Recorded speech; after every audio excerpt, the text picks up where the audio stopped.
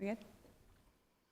All right, good afternoon. We want to welcome you all to the 2021 State of the City Address featuring Mayor Ronnie Marks. As we begin our program today, I would like to ask Pastor Tony Johnson of Friendship Church to join me at the podium to provide our invocation and pledge. Let us pray.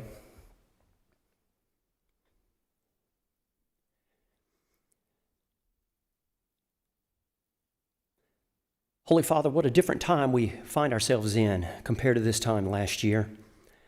A time of a pandemic, a time of sometimes fear, sometimes indecision, sometimes we just don't know what the next day may bring.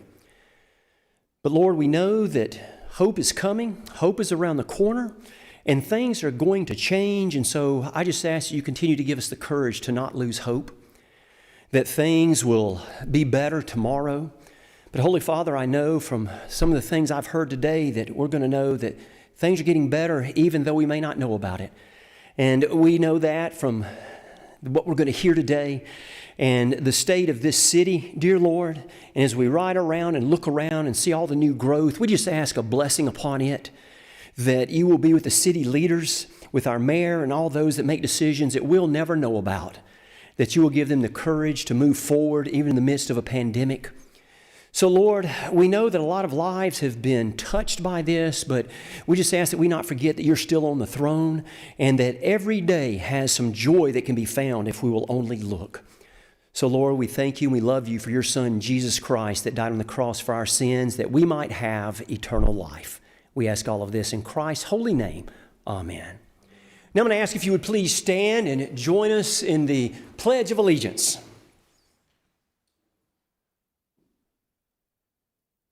I pledge allegiance to the flag of the United States of America and to the republic for which it stands, one nation, under God, indivisible, with liberty and justice for all.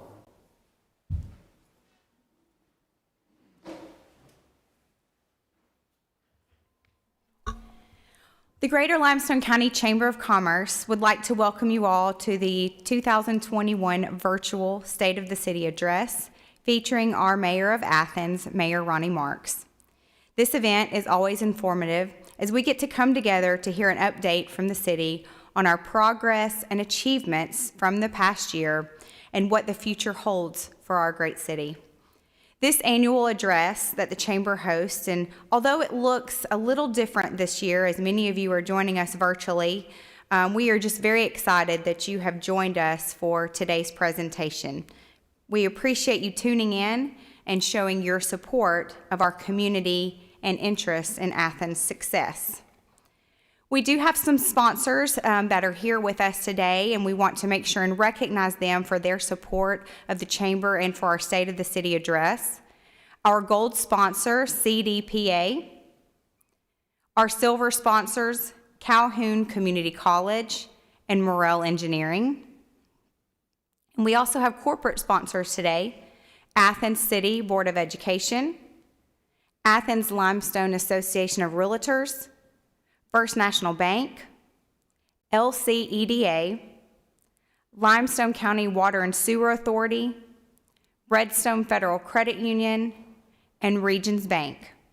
We want to thank you for your support and your sponsorship of our event today. It is truly great to be in the city of Athens. There are a number of projects happening in our city and in our region, and they are happening as a result of the major growth in our area. Industrial growth, residential growth, new businesses moving into the area, local school achievements, and the quality of life projects that we have on the horizon. And with that growth, the city is dealing with ever-changing infrastructure needs and the public services they provide, and meeting the needs of daily life for citizens in this community. And there's so much to talk about, and so we really appreciate the mayor joining us this year to provide us with this update to the business community with our address today. This allows us to be informed and engaged as a community so we can commit ourselves to seeing this city strive, and prosper. So now it is my distinguished honor to introduce our keynote speaker to you today, Mayor Ronnie Marks. Mayor Ronnie Marks has served in the role of mayor since 2010. He is a former Athens City Council member and past president of the Alabama League of Municipalities. Mayor Marks is a Vietnam veteran, Sunday school teacher at Friendship United Methodist Church, a member of several boards, and a member of the City of Athens Relay for Life team and Athens Rotary. He created the Athens Mayor's Youth Commission in 2012 to work with high school students on understanding local government's role and their role to be engaged and informed citizens. He is married to Sandra Marks, and they have 2 children and 3 grandchildren. Please help me welcome Mayor Ronnie Marks. Thank you, Jennifer, and thank all of you that attended today and all of you that are tuned in. It's always fun to talk about the city of Athens and the things that we have going on. My goodness, what a 2020. When we said Happy New Year in 2020, we never dreamed that we'd be facing so many challenges that we faced this past year. But we have survived because we are a strong community, and we will continue to survive because we are a strong community. I want to talk about that a good bit today, but first I want to tell you, please be safe, please take care of yourself, social distance, sanitize, and please wear your mask whenever possible. This pandemic, COVID-19, is far from being over. We've got to flatten this curve, and we've got to take care of the health and the safety issues of our community. So as we walk through today, I hope that I can give you some information that you don't know about. If any of you have any questions afterwards, you are welcome to either call the office or come by and see either myself or Holly or some of the staff members. So first of all, let me just tell you, we've gone through in 2020. We started and we looked at Happy New Year 2020. Everybody was just full of energy. This town was full of energy. We was booming and growing, and all the way through Happy Valentine and some of the community events that we had with our senior citizens. And then wham, we got slapped in the face like pouring cold water on us because COVID hit us, and it hit us hard. Many of you may be like me. I was thinking, well, we'll live through this for the next 2 or 3 months and this will be over. How naive and rather stupid I was to think that this pandemic would be here on us and be at this level a year later. Folks, again, it's far from being over, so take care of yourself.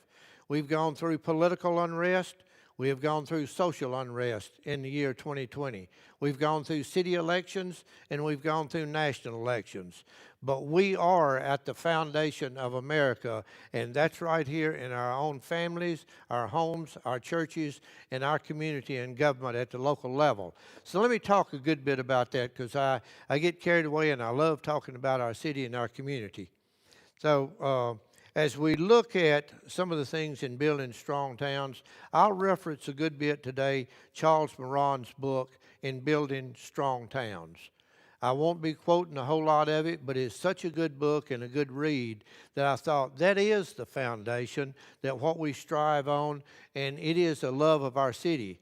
A couple of years ago, I think we did our presentation about the love of the city. And we're going to end with that today in a very good way that I think will inspire so many of you, and I'm excited about that. We're looking at strong towns, our strong roots, and our strong foundation to make us Athens. We are etched in limestone, and we are a strong community. Let me quote this one thing in this book. It is the invisible glue that binds a community together. And that's our strong towns. These are the connections that are essential to a strong town. I asked members of the Mayor's Youth Commission, which we started about 8 years ago, had no idea what direction we was going, but what we found out and what I found out is we heard so much of the bashing of party politics that I thought young people are hearing this every day. They hear it at school, they hear it at home, they hear it at other places, and I thought, well, what are you doing about it? So we started Googling, both Holly, myself, and several others that were involved in this. Then we need to try to make a difference in our young people. So first we invited 9th, 10th, 11th, and 12th grade kids to be involved. And we had 36 students, I believe, the first year. Then we had 50-something. The next year we had 80-something sign up. We said, whoa, we got to stop somewhere. We cut out the 9th graders, which I regret because they were so full of energy and so full of passion. But right now our youth commission is made up of 10th grade, 11th grade, and 12th grade seniors. Great group of young people. And I tell you, if you think that America is not alive and well, you get in and talk to those kids and ask them what they think. Because they'll tell you, if you'll give them the freedom to think and to talk and express themselves, and we challenge them, we bring them to the table. We even have grants through DECO and others. They sent us about $2,000 a few years ago, and we got them to write their own grants with outside entities, and they debated and discussed all the issues connected with that. So I'm really proud of that. Here's some of the things that they said. Quality of life went way up on their scale, and we're going to talk a good bit about that. One student said, it feels like home, our holiday celebrations. It's our citizens, our common goals. It's our sense of community, knowing each other at church and in the community when you walk around the square. As a city, we are blessed with groups of volunteers who work with us to promote and provide events, programs, and exhibits.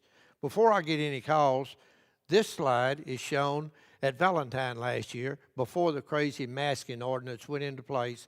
So this is a group of senior citizens having a big time. And boy, did they enjoy it. I think we had well over 100, maybe even close to 200 people there because they're starved for socialization. And right now we are really starved for the socialization. The ability to be around people, the ability to touch and feel and hug each other. And particularly those of you that have gone through the tough times of COVID, not being able to see some of your relatives and loved ones during these tough days, you know what I'm talking about. But the other thing that I want to talk about is just building a strong foundation. It starts with our local leaders. It starts with all of us that serve on boards. It starts with local government, our public, our safety, and our health care, and our education system. Education system in the city of Athens is top notch. It's one of the highest in the state of Alabama. We look at our economic vitality and our quality of life and our improving government. The first time I ever did a State of the City address, I talked about 5 basic things that any city around any part of the country, I believe that's important and is a priority. That's public safety. When your public safety in your community goes down, your community goes down. Economic vitality, the education system, the quality of life, and improving government operations. Look, there's never not a time when we don't need to get better. We're doing good, but we need to get better. But it's interesting to me that the students felt comfortable enough about public safety, our education system, and our economic vitality that they bumped quality of life above all 3 of those, which is real interesting if you think of the whole concept. They're telling you they want walkability, they want green space, they want parks, they want places to go and to congregate, and that's really important. Our healthcare system is top-notch here in the city of Athens. Boy, what a trying time they've had during this past year, and we're going to talk a little more about that in just a few minutes. We talked about that it's our local leaders, and I want to just show a slide for just a minute about our leadership of the city council.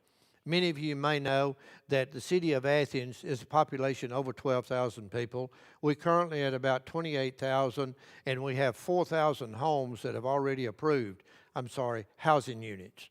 So if you think about putting 2 individuals in each of those housing units, you're going to have another 8,000 people in population. What does that mean? It means we have to plan, we have to be smart about what we're doing. But I want to introduce you just real quickly, not only to the mayor. Any city over the population of 12,000 in the state of Alabama, the mayor serves as the chief administrative officer. I do not have a vote. I'm always asked several times a year, why don't you break the tie vote if there is one with city council? That's by state law. We also are by state law are nonpartisan. We do not declare party politics to run for the offices of mayor and city council. We have an election every 4 years, and in this past August, we elected a new member of our city council, Dana Henry, along with the other 4 members of the city council. And I want to tell you how much I appreciate your vote and support for another 4-year term. So thank you. The city council sits as a legislative delegation. They pass policies and they pass budgets. The mayor does not have a vote. I do have veto power. I have done that twice since I've been here in the last 10 years. The mayor is the chief administrator, and I've mentioned before, Dana Henry is our new city council person and an asset for our community because she is a local business owner and brings a lot to the table for us. Then I also want to look at our legislative delegation. Many of you do not know, but we here in Limestone County in the city of Athens, out of 105 House members in the state, we also have 35 senators, and that's the legislative body of the state of Alabama. The 105 House members in Limestone County, which is very unusual, we have 5 House of Representative members. We have 1 that lives in Limestone County. The others, although they represent us, they do not live in Limestone County, but they're always in touch with us to say, what can we do to help? How can we be a team player? What can we bring to the table? And I'm so appreciative of that because that collaborative effort of working with not only Colin Daly and the county commissioners, but also our legislative delegation is essential to getting things done. Just real quickly, I mentioned Representative Danny Crawford. Representative Mac McCutcheon also represents Limestone County. Mac McCutcheon is such a good friend of ours and is, by the way, Speaker of the House, which is a powerful position, and we pull on him with that several times. Mac, if you're out there listening, we got a few things to bring to you. So Representative Andy Whitt is here in the Ardmore area, Representative Parker Moore, and Representative Lynn Greer. We also have 3 great senators that represent Limestone County, and that is one is Tim Melson represents the city of Athens and the western part of Limestone County. Senator Tim Melson lives over in the Shoals area, in the Florence area. Senator Tom Butler. Senator Butler has been here before and has been in the legislature, always a great friend to the city of Athens, and is there every time we call on him. Senator Arthur Orr, who lives in Decatur, also has the southern part of Limestone County, and Senator Orr has been a friend in a very powerful position with the state legislator that has helped us tremendously with some things for education money and sewer money that without their leadership we would not have today, and I'm going to talk about it in just a few minutes.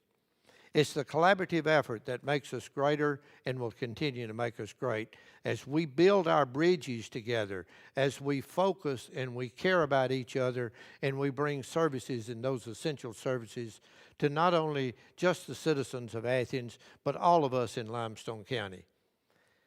The next slide is one of the department heads that maintain and improve our foundation. I don't have enough time in my presentation to name every city employee.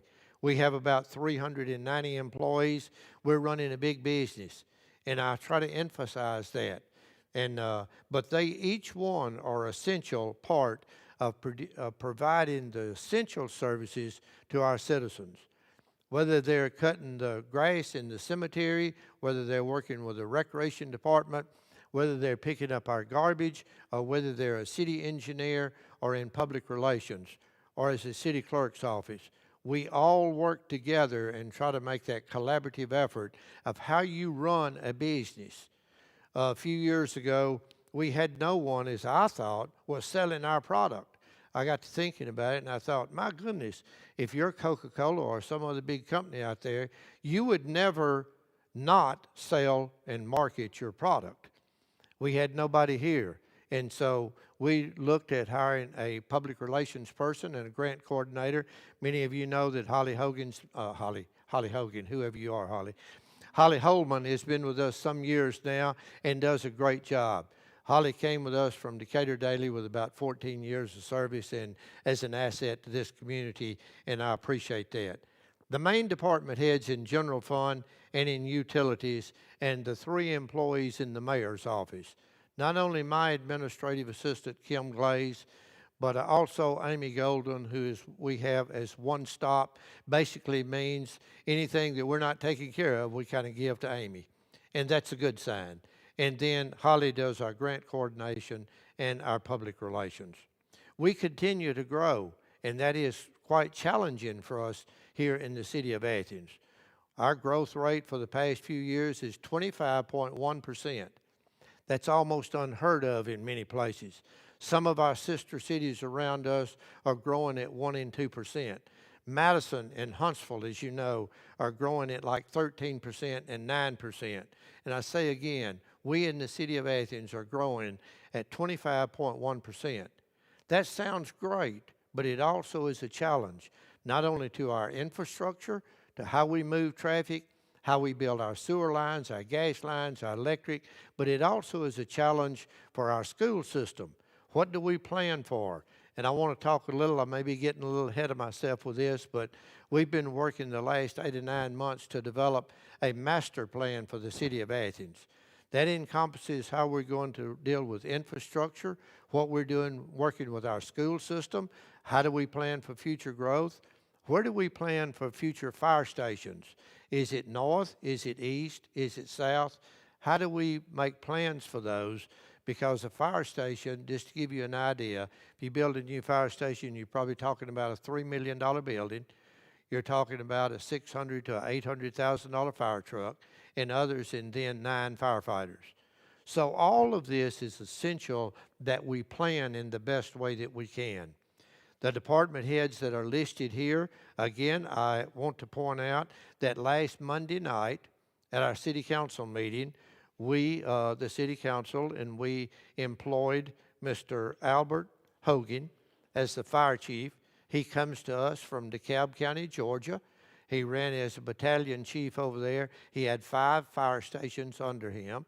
We have 3 fire stations in the city of Athens. We need one in the north part of town, and we need one toward Cambridge Lane. And those needs are not 5-10 years from now. Those needs need to be planned like now. They are essential that we grow in this way. So we're looking forward to Chief Hogan joining us. He'll be here and on board about the 1st of March. We have sometime been looking for city planners. And what an asset we've got with Matt Davison, who we recruited out of Florida, who has on the ground boots experience as a city planner, and also sitting in the room with us today is Lucretia Johnson that we stole from Decatur. Lucretia, we're so glad that you're here with us.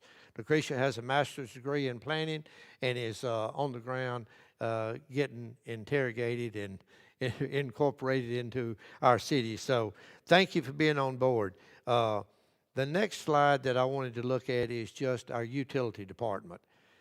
And I want to emphasize that because we talked about big business and that operation. Our electric department, we have the electric rights for all of Limestone County, which is essential when we start looking at recruiting businesses, whether it's working with Bethany, with economic development, or the city of Huntsville, or Madison, or anyone else. If it's inside Limestone County, the city of Athens has the rights as their electric customer. That's very important for our future because those boundaries, unlike annexation of Huntsville and others into Limestone County, they can annex because there's no state law against that. Well, our electric budget alone is $125.6 million. $125 million for electric budget alone. Now that's buying and selling electricity for accounting purposes is about $90 million of that, but you can see that is well over $30-something million just with the electric department. In our utilities totally, we have about 190 employees, almost the same in general fund. So we have about 390 employees. We have 50,300 electric customers in Limestone County by the city of Athens. When I first came back to the city council in 2004, we had barely over 40,000 customers. So we are growing. We grew in the year 2020 of 1,400 customers just in the electric department. Our gas department has a budget of $13.5 million. We run natural gas to so many important facilities like the industrial makeup and our chicken houses, our people that are in business, our school systems, and our others that when you kick that gas heat on, it's warm in your facility. It's a great asset. About 600 new customers in the year 2020. Like I said, our budget is $13.5 million with about 11,000 customers. Our water and wastewater, which has always been a little bit of a challenge in how we make that budget work. And I can tell you over the last year and a half, that water and wastewater budget is doing very well, and we are always look like we're having to take our water revenue to support our sewer projects. Sewer is infrastructure. Roads and potholes in the streets, sidewalks are infrastructure. And as I say to our city council members that appropriate $1.8 million in infrastructure fund, I hope that you will realize that infrastructure is not only above ground, it's underground. It's running electric lines, it's running the gas lines, it's running water and sewer, which is critical to our community. That's a $14.6 million budget. And we have about 12,000 water customers and about 9,000 sewer customers. The next slide I want to show you is so critical because I want to show you some growth areas and the impact area that we're looking at for infrastructure just on the water and sewer side, mainly sewer because we have water lines there. The first one on your far left shows the Cambridge Lane area. And if you remember or know anything about Cambridge Lane, many new subdivisions is going in out in that area. There's a new church facility out in that area and about 300 acres of land that will be additional housing in the next few years. Already planned for, not approved, but planned for with layouts. That's about $1.4 million for us to get sewer from our sewer treatment plant over toward Cambridge Lane. And I know you can't follow those dots, but that comes out of the back of Canebrake sewer system that goes across the creek and over toward Cambridge Lane. The next one in the middle is real exciting and challenging. It is a project of about $5.45 million. That's coming out of our main sewer plant, going down to Strain Road, going under Interstate 65, going over to Lindsay Lane, picking up a line coming out of Canebrake, going south on Lindsay Lane, and going to the new Buc-ee's facilities. Woo! We are here, and they are coming to Athens, folks. And it is a challenge to get infrastructure there. You know what's going on about all the road work between Interstate 65 over to Mazda Toyota. And we talked the other day when we went to Leeds for open house for Buc-ee's, and I'll talk a little more about that. But you can see just the infrastructure needs. It's $5.5 million, $1.3 million, and $1.4 million. If my math's pretty good, that's almost $8 million of money that's needed to look at for sewer to provide for the growth. That's money up front that needs to be spent to kind of bet on the revenue on the back end. And it's very difficult when you have conservative leadership, and I understand the conservative part with city council members because we have to spend money on the front end to look at the growth on the back end, not only of our school system, but our parks and our recreation department that we'll talk about a little more. So those expansions, the general fund real quickly, its foundation is our sales tax. Sales tax makes up almost 40% of the general fund revenue. Now, it's real simple. If you had 40% of the revenue coming into your household, what would you do to try to increase the revenue? Yes, you would try to get people to come in to try to build your revenue stream. So critical to not only the general fund, but for our school system, our education department. The sales tax, including SSUT, we fought since 2006 to get the Alabama legislature to pass a tax on internet sales. They first looked at the internet sales and looked at it only to capture the money that the state was losing.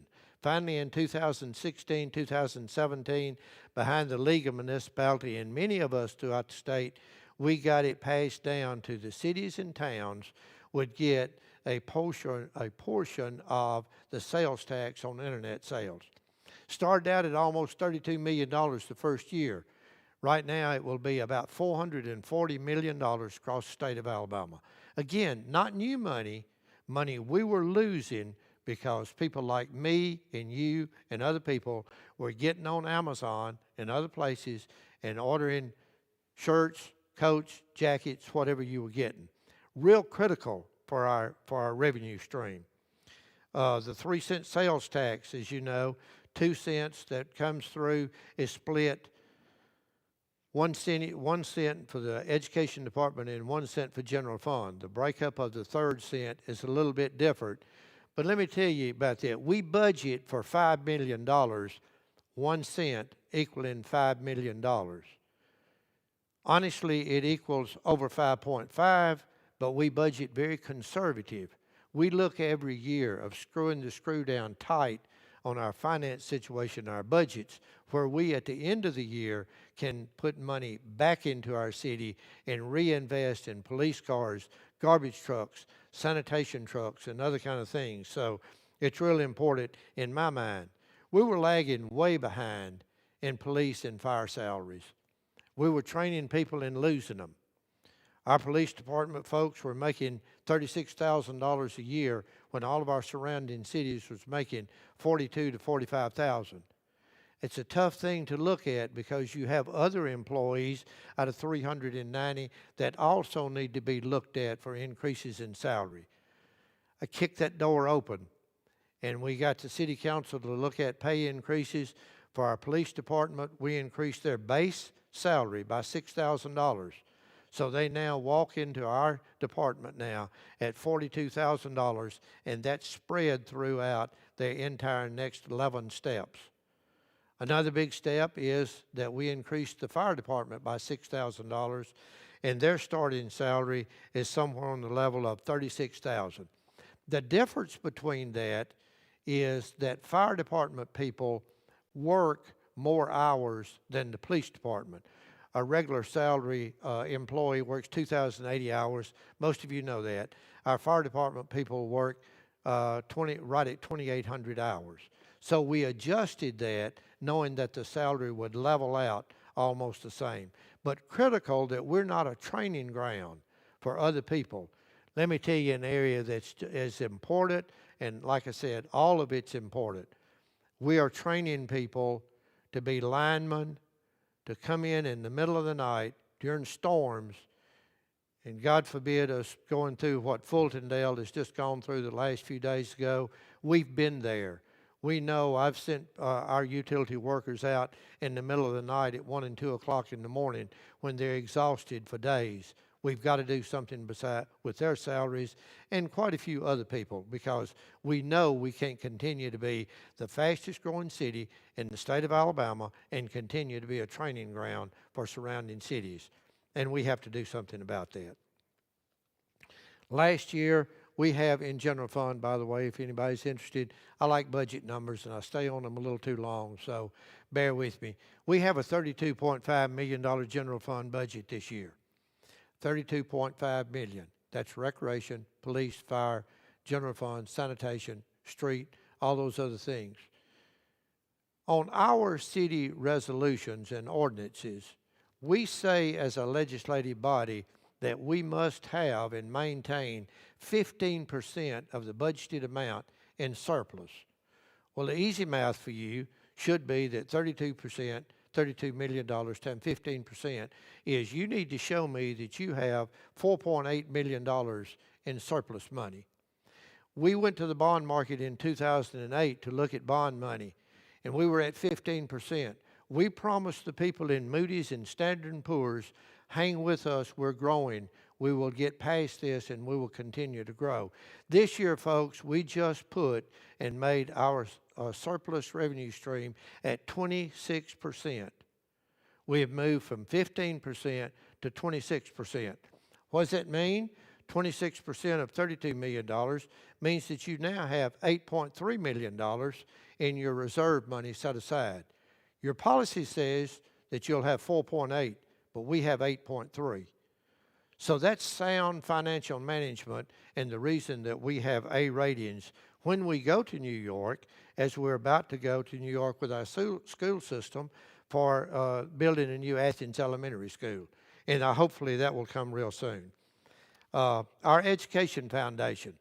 I wanted to go back and talk about what Senator Arthur Orr and the leadership of the State House did some time ago. They took an opportunity for very low interest rates to refinance some bond money and some other things, and it meant for the state of Alabama lots of money in education.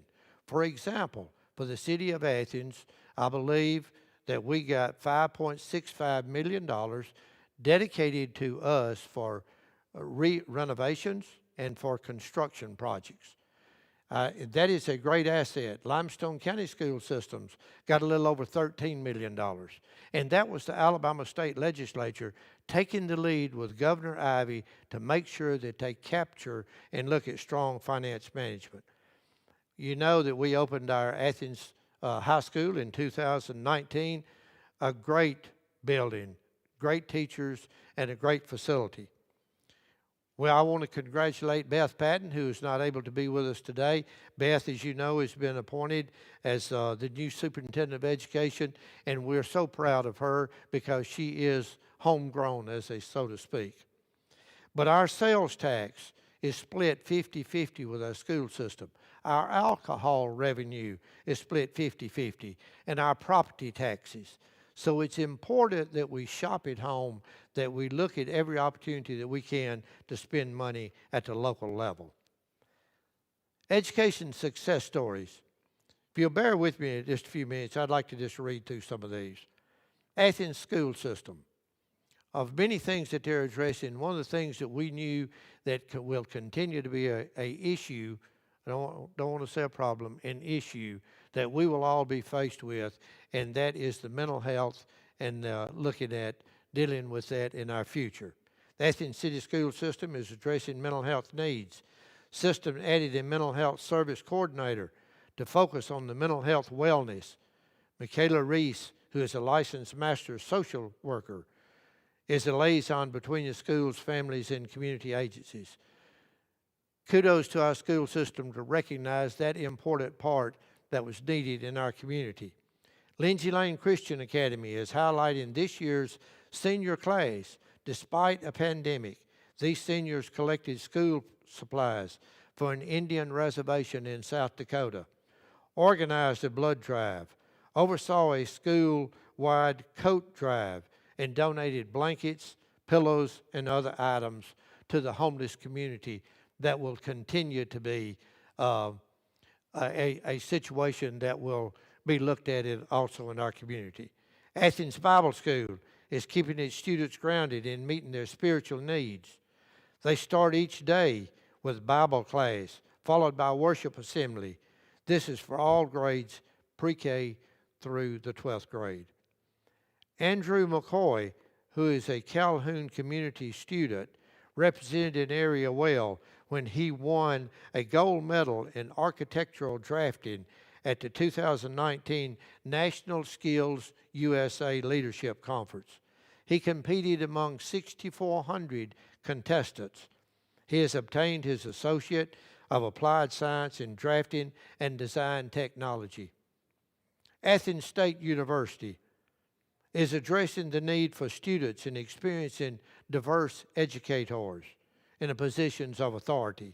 The university has created the Men of Keenness. If you're not familiar with that, it is a great program to improve the pathways of males of color to become teachers in our Alabama school districts. Critical to our future. A grant funds $10,000 scholarship to participate for the tuition, books, and housing in this area. So these are some of our education success stories, and you could go on and on with those. Like I say, we could take a whole time to talk about nothing but our youth commissioners in the Mayor's Youth Commission or with the Chamber of Commerce and what they're doing with the young people. I never spend enough time talking about health care, but man, in 2020, we ought to have our hats off and our prayers for our whole school system.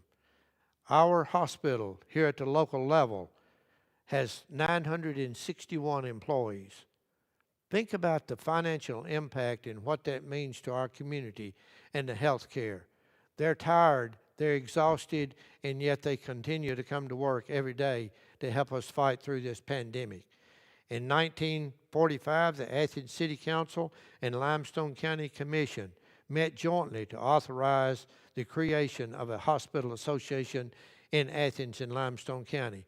And congratulations to Tracy Collins, who has also been appointed the administrator and the CEO of Athens Limestone Hospital. At this time, I would like to pause and just let Tracy, who is willing to bring a message to us about health care and our safety in our community. Tracy.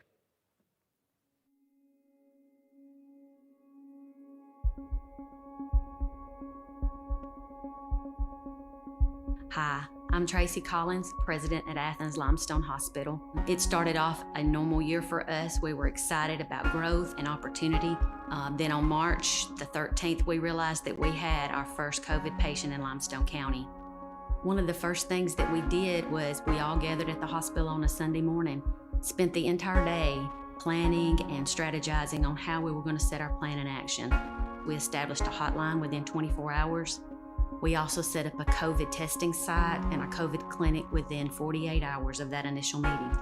We looked at how our supply was, how we would use the surplus that we had, or if we even had a surplus at that point. We had to start looking at how we were functioning day to day because COVID was a part of every single day. We had to discontinue surgeries.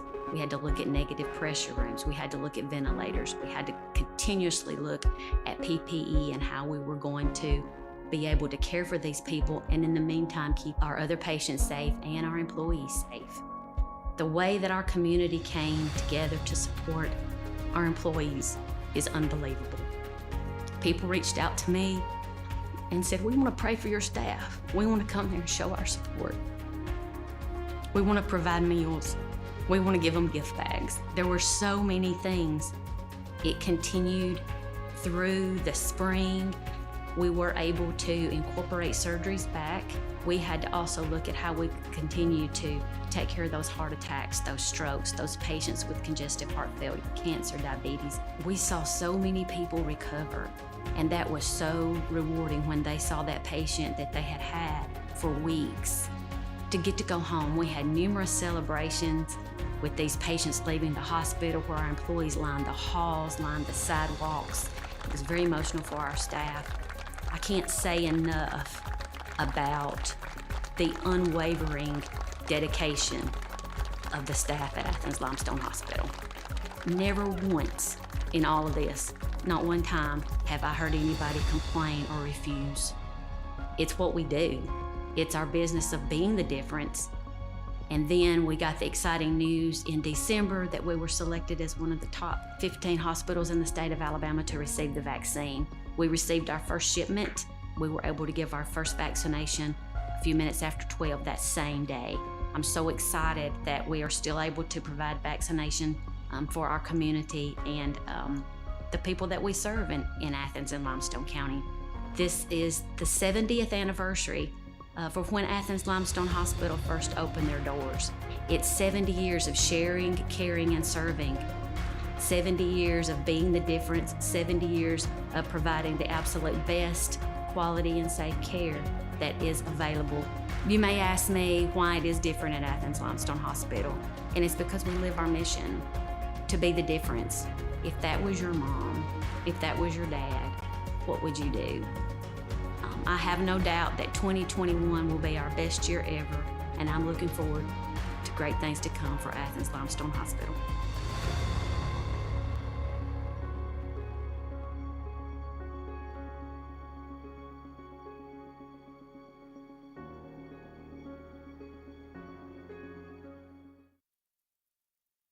It is what we do.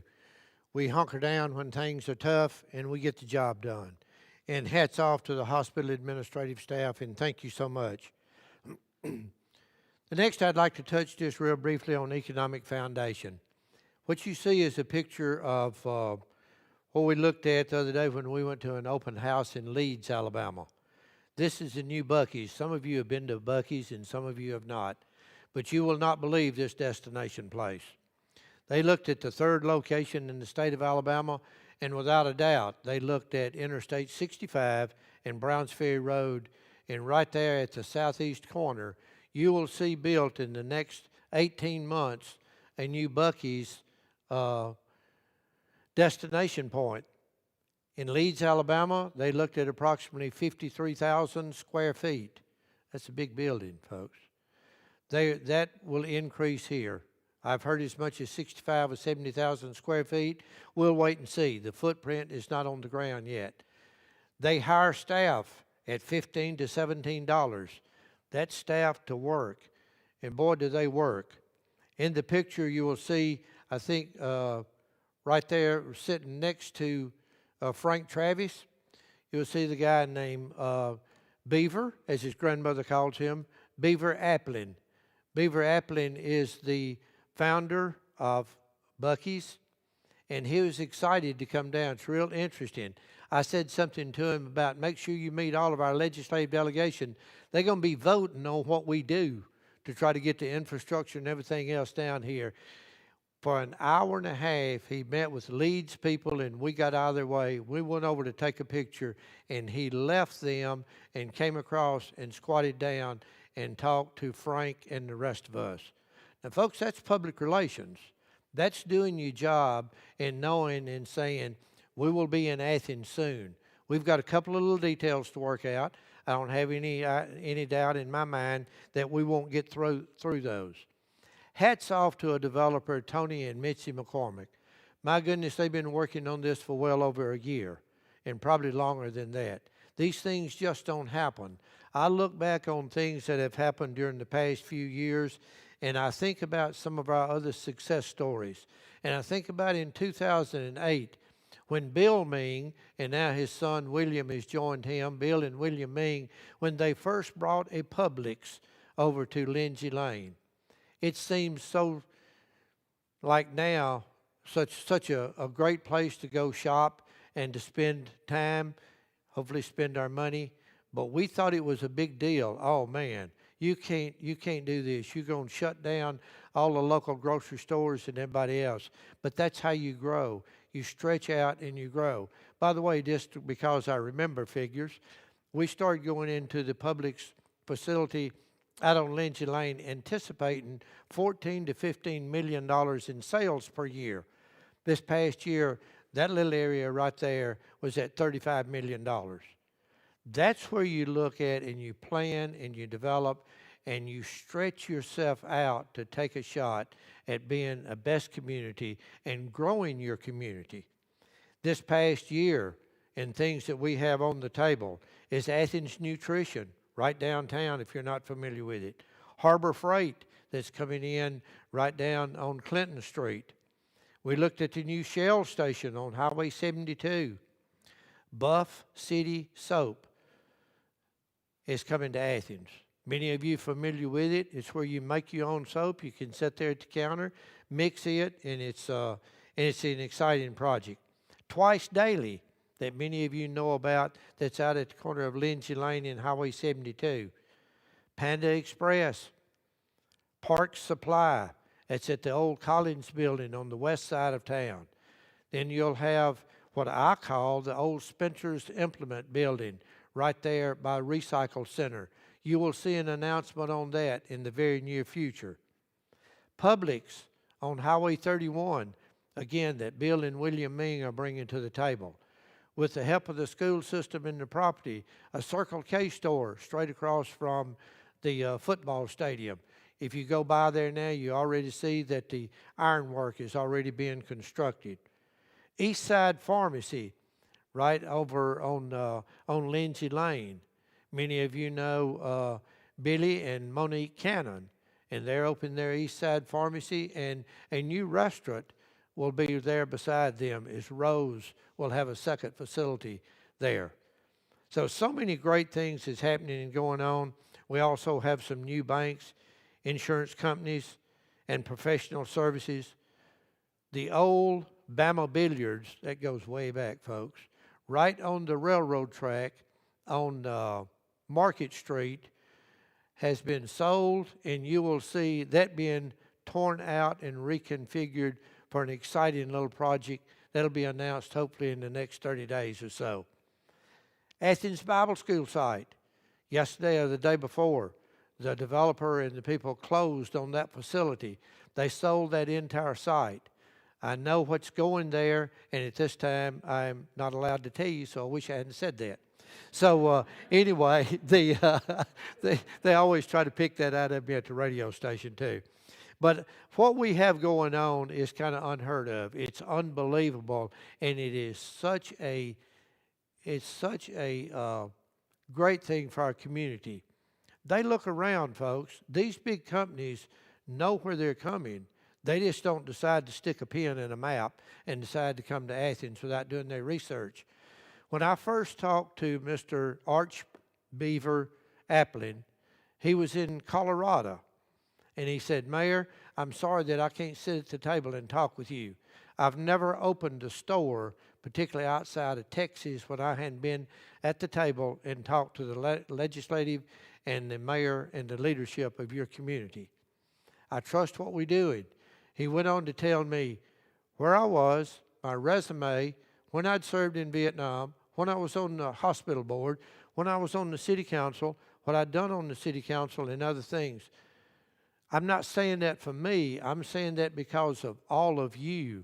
You think they don't look at our banks, our school systems. They look at every bit of it. And if they're smart, they'll send people to the local restaurants and say, "What do you think about old Mayor so-and-so?" Anybody? And they're picking information. They know what they're doing, and they're looking at Athens, Alabama. It's an exciting time for all of us. So hats off to all the people there. Chipotle, oh my goodness, the sign's up today. So right by Chick-fil-A, they'll be opening real soon. And the Lester Hill Credit Union will be in the open ground back behind Marco's Pizza, back in that area there. Well, let's try to look at trying to wind this down. But I can't do it without talking about how upbeat we are about our downtown. We have a greatest energy level that's going on not only with the Chamber of Commerce, but with our Main Street director, Terry Richardson. What a wonderful job she does. But again, it takes all of us, creative ideas, not saying no to things when they first walk in the door, to be open-minded and be able to look at things that are going on. In 2020, faced with a pandemic, kind of forced us to look at some things to keep our small businesses operating, like curbside pickup for food, the entertainment district, outdoor dining, the courthouse lawn dining, and the beginning of the alley renovation. There were 30 new jobs created just in downtown that saw over $250,000 in investment. Many of you may know, and I'm probably jumping ahead, but Geotech is moving and totally renovating a new building right on Market Street that is under renovation right now, investing almost $1.5 million range to move their staff and all of them to create new job opportunities. It's a great business atmosphere. It's a great atmosphere in downtown Athens. And again, I encourage you to shop with us, come walk around our town and visit with us. Let's look at industrial success. Bethany Shockney is always working, and we're working with the state of Alabama and our local leaders for that collaborative effort, not only just in Limestone County, but anything that may impact us, from collaborating with Madison or Huntsville or the other opportunities that we may have. Indorama is doing about $11.1 million expansion, adding 18 jobs. Optimal Geo that I just mentioned is renovating in downtown Athens in the neighborhood of about $1.5 million. SAIA, a minority-owned company inside of Tibiaki that's located on Sanderford Road, has hired 38 employees and plans to be at 100 by Toyota launch in 2021. They are forming relationships with local businesses such as Splash of Ink and the Athens sign. Tenneco, that's a former federal mogul, as many of you know it, added 40 jobs and is on Newsweek's list of America's most responsible companies. So our economic vitality is strong, and it only can get stronger. We're working every day to make this the best place we can make it. One more quote from the Strong Towns author. While COVID-19 has thrown us for a loop, it has not hampered our ability to begin to develop relationships in the community. Calhoun has been a great partner. We also strive to support local businesses and have developed relationships, as I said before, with Athens Sign Company and Splash of Ink. Let's look at our quality of life. Again, interesting that our young people bumped it to one of the highest of their priorities. Let's look at areas that we're progressing in and some of the things that we're doing. From our work progressing and what we've done at the Athens Recreation Center. If you hadn't had a chance to go out there, folks, you're missing a real quality of life adventure. What you see out there with young people, what you see out there with baseball, basketball, sand volleyball, new tennis courts, you need to see that. $16 million project. We looked at putting $16.1 million in it. We are $300,000 under budget with a 72,000 square foot facility. Good management and a good way to look at this. We're looking at other opportunities to expand there. Jimmy Gill Park is one of those. And I believe they're rolling the slides now with the, I just want you to stop and look at that. What a great facility. That's a shot of Jimmy Gill Park. You'll see the pavilions already started there. Great facility for our community. And one of the ones that I think you'll be as proud of as anything we could ever do when we start putting the money, time, and effort into it is building out 32 acres of the old Pilgrim's Pride property. You talk about quality of life. We have pictures now where we're talking about building condo living in part of it. Whether you build townhouses to oversee the park, whether you look at retail, whether you look at an outside restaurant and the possibilities of having music, a pavilion, an opportunity to even have the beginning of the Singing River Trail, where you may be able in the future in the next few years walk from Vito, Alabama on the rails to trail, if we can get it from up by Whit's Barbecue, around over by Whit's, down Elm Street, connect under the bridge and hit our trail, go to Highway 72 and can walk all the way, maybe even to Madison, Alabama. These things are coming, folks. They're dreams, they're visions, and they're visions of our young people. If we don't stand in their way, and if we let them have the freedom, and if we can put the revenue streams behind it, we will make this happen. We've got one of the strongest communities. Y'all, I've spent about 10 years with the League of Municipality. I travel all over the state of Alabama. I've seen cities that can't pay their police officers. I've seen cities that can't make their payroll. We are so fortunate, and the good Lord has dropped us into a place where we need to and are challenged to be responsible, to be the best community that we can be, and we are committed to do that. Our community is blessed with so many volunteers.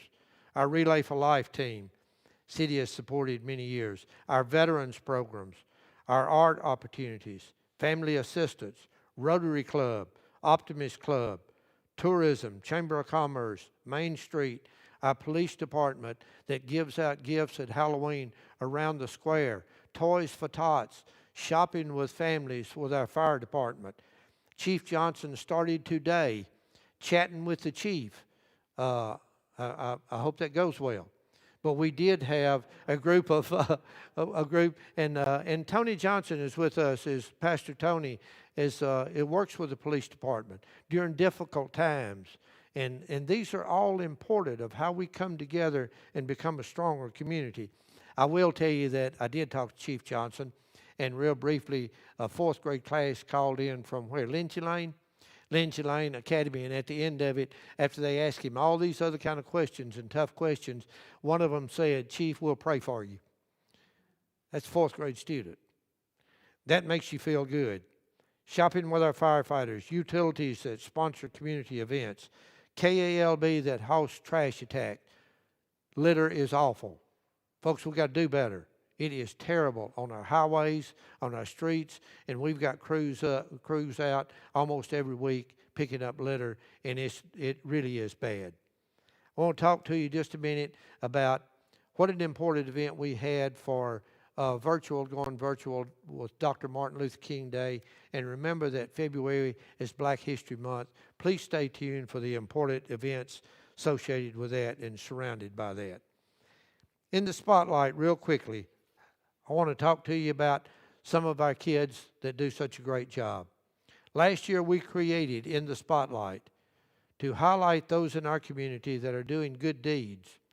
I want to give a shout out to artist Sonia Gordon at High Cotton Arts, who designed the logo for us at no charge because she loved the idea and what we were doing.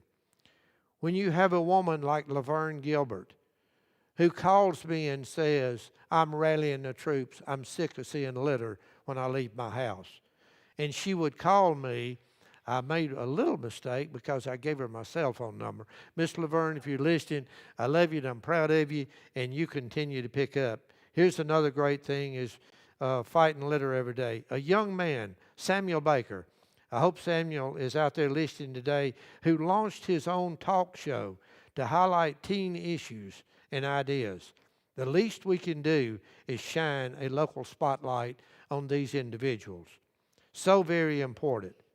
Building a strong town requires that we seek not to serve, but to live as servants to those around us. We must receive the wisdom of our ancestors with humility and with the same level of introspective and dedication to carry this on and pass it on to the next generation. All the events that we have going on, our Mayor's Youth Commission, we conducted at the last meeting a mock city council meeting. You should have seen them get into. We tried to put $30 million to build a new teen center. It passed on a 3-2 vote. That was a mock city council meeting, so that is not approved. We conducted the mock city council meeting and they got into it. I mean, they said, you mean you're going to take money away from our streets and patching our streets to do this? Anyway, they were really great. We sent cards to our Bertie Thornton Center friends, who right now during this COVID pandemic are not able to be with their friends and to associate with them. We wrote a letter of encouragement to the community when COVID first hit. We asked what they think gives Athens a strong foundation and what can we do to build on it. Here are some of the things that it said. To me, what gives Athens a strong foundation is that it's a small town, and it always has the best holidays traditions for our community, family, and friends. I love that Athens is easy to get around in and not a big town. You know everyone, and you feel like home when you come here. I think what our community needs is to focus on fighting litter. Interesting. So sad to see it everywhere, and I think everyone should come together and not litter. That's Andrea Harris, who is a senior at Athens High School. This is from Riley Ward, who is a junior at Lindsay Lane Christian Academy. I believe Athens' strongest foundation is our citizens and in the common goals that we share. We want to provide the best for our city through our education, our community, and our leaders for all walks of life, that all of us will come together and stay strong and continue to work on the strong foundation and the building block that we have. And now here are some thoughts from one of our youth commissioners, Miss Victoria Brown. Victoria. Hi, my name is Victoria and I'm a student at Athens High School and I'm on the Mayor's Youth Commission. I think that the sense of community that Athens has is a strong foundation that really sets us apart from other places. You can go anywhere and know someone that either knows you or someone that they know, and it's just very comforting. I think that just remembering that everyone has a different life than the one that you or I have is something that we need to remember whenever we say or do something.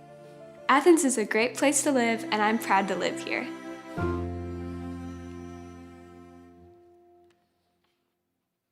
Thank you, Victoria. this great. As we kind of wind down, I want to leave you with some words of inspiration, not from me, but from some guys that make this community so great.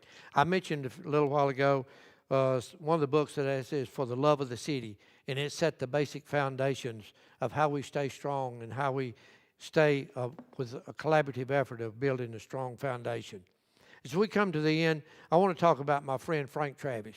Frank Travis, the city council member, was recently inducted into the NAACP Hall of Fame with a gentleman named Fred Gray. Many of you may not know that name. Fred Gray is a civil rights attorney that was the attorney for Ms. Rosa Parks. Ms. Rosa Parks, Mr. Fred Gray, and our own Frank Travis was recently inducted into the NAACP Hall of Fame. What a tribute to Frank and his leadership. And then we're going to end with a song that when I talked about this so much with Jerome and Tiffany Malone, Jerome put together a song for the love of this city. So at this time, let me introduce our own Frank Travis.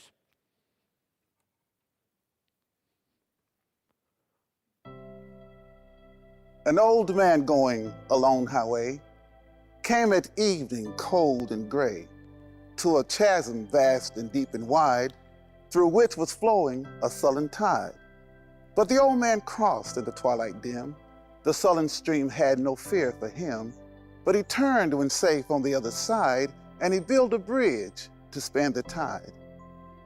"Old man," said a fellow pilgrim near, "you waste your strength with building here. Your journey will end with the ending day, and you never again shall pass this way. You've crossed the chasm deep and wide. Why build you this bridge at evening tide?" The builder lifted his old gray head. "Good friend, in the path I've come," he said, "there followed after me today a youth whose feet must pass this way. The chasm that was as naught for me, to that fair-haired youth may a pitfall be.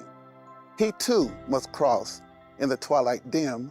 Good friend, I'm building this bridge for him."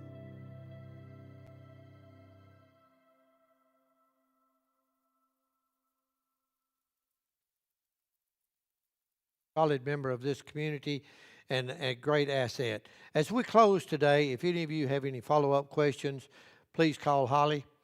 But thank you again for being with us. I'd like to close again with our good friend Jerome and Tiffany Malone in A Love of the City. We're gonna stand and fight for the city. Right now in the world, we know it ain't so pretty. Every time we turn the TV on, it seems like something else has gone wrong. Together we stand, fight it all. It's time to sing a brand new song. My country, 'tis of thee, sweet land of liberty. While buildings burn and people dying in the streets. Man against man, war on every hand. Trying to find an answer, 'cause I just don't understand. Oh, but there's an answer, though the mountain may seem tall. Though it seems impossible, only love will conquer all. So we the people, we decree and we declare, we're gonna fight for our city, and only love is gonna take us there. We gotta stand, we're gonna stand and fight for the city. Oh, yeah. Now in the world, we know it ain't so pretty. Every time we turn the TV on, it seems like something else has gone wrong. Together we stand, fight it with all. It's time to sing a brand new song. Whoa, whoa, whoa, let's fight for peace. I said I'm gonna stand with you. Now are you standing with me? Let's find a way that we can live together in harmony.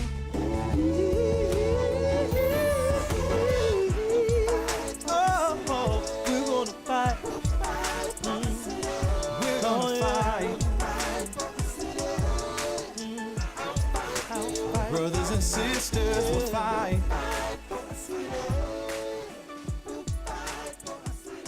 We're gonna fight.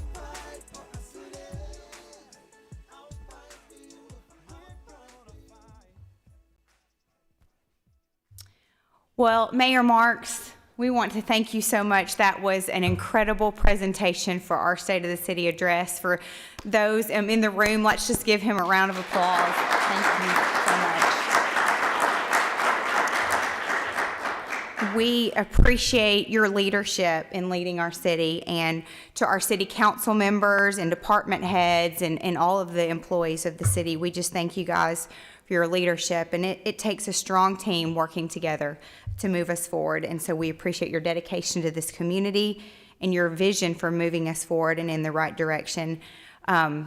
So proud to be a part of the Athens Limestone community. So we just appreciate your emphasis on fiscal responsibility and governing Athens with highest integrity, supporting our growth, and continuing to stay focused on making positive changes for our community. Thank you again to our sponsors, CDPA, Calhoun Community College, Morrell Engineering, Athens City Board of Education, Athens Limestone Association of Realtors, First National Bank, Limestone County Economic Development Association, Limestone County Water and Sewer Authority, Redstone Federal Credit Union, and Regions Bank. Thank you all for joining us for the 2021 State of the City Address. This concludes our program.